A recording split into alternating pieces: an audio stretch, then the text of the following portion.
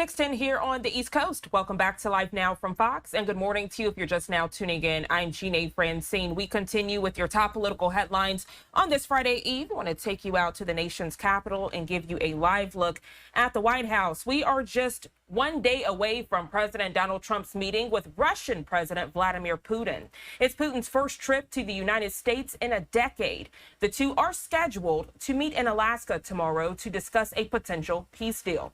Right now, we want to check in with none other than Fox News' Lucas Tomlinson. Lucas, good morning. Tensions are rising as the war rages on. That's right. Good morning, Jeané. We just learned there's going to be a press conference between President Trump and President Putin after the two meet in Anchorage tomorrow. And the question going into the summit is whether these talks will lead to a peace deal. Given that it's been 3.5 years since Moscow launched this full-scale invasion, Putin has shown no sign of stopping the war so far. Russian soldiers continue their offensive in eastern Ukraine, capturing 2 more settlements in the Donetsk region.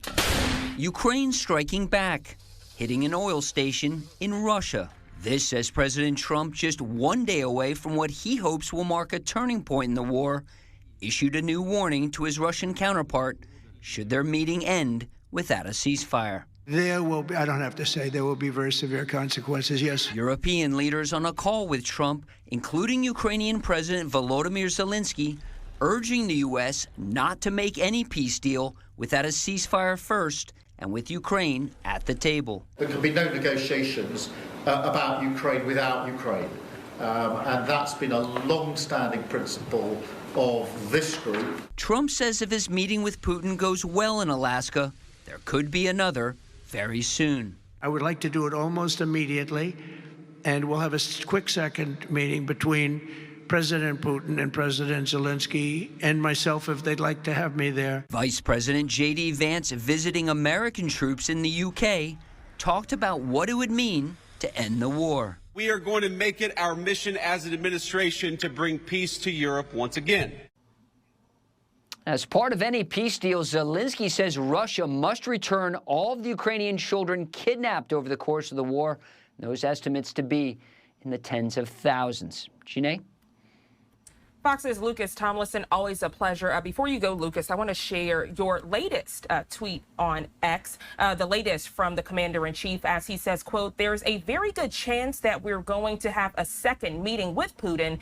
Then he went on to say, quote, "Now there may be no second meeting." I'd love to get your thoughts on this. We know at this hour, Ukrainian President Volodymyr Zelensky is in the UK with UK Prime Minister Keir Starmer.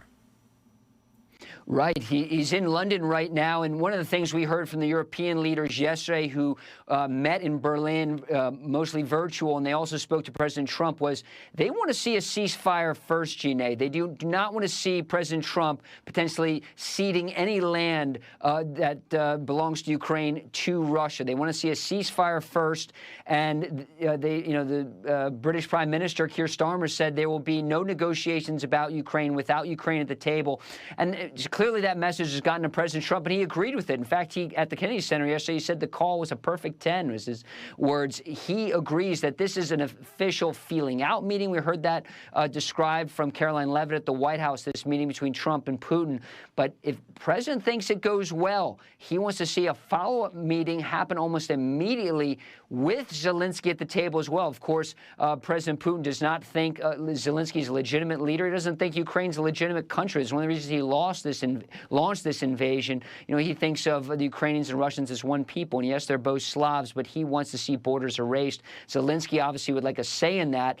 His country clearly wants to join the West, potentially the European Union in the future. But this is President Trump saying that if things don't go well, there will be severe consequences. If there's a ceasefire and Putin is up to it, Zelensky's itching to get to the table with Putin, and President Trump would like to see that happen. He'd love to see the war come to an end and him play the role as peacemaker.